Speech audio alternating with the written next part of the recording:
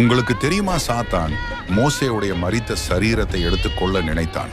கர்த்தருடைய ஊழியக்காரனாகிய மோசே மரிக்கும் காலம் வந்தபோது அவர் ஆண்டவருடைய சொற்படி நேபோ மலைமேல் ஏறி இஸ்ரவேலுக்கு வாக்குத்தத்தம் தந்த தேசத்தை கண்களால் பார்த்தார். பின்பு அவ்விடத்தில் மரித்தார். மோசேவின் மரித்த உடலை உரிமையாய் எடுத்துக்கொள்ளும்படி சாத்தான் வந்தான். யூதா 1:9 பிரதான தூதனாகிய மிகாவேல் மோசேயினுடைய சரீரத்தை குறித்து பிசாசுடனே தர்க்கித்து பேசின போது அவனை தூஷணமாய் குற்றப்படுத்த துணியாமல், கர்த்தர் உன்னை கடிந்து கொள்வாராக என்று சொன்னான். பின்பு கர்த்தரே மோசேவை அடக்கம் செய்தார்.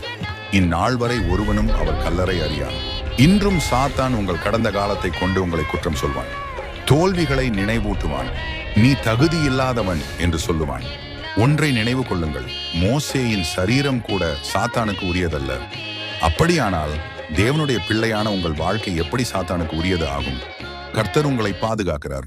நீங்கள் மரித்தாலும் எக்கால சத்தம் தொனிக்கும் போது கல்லறைகள் திறந்து உயிரடைவீர்கள்.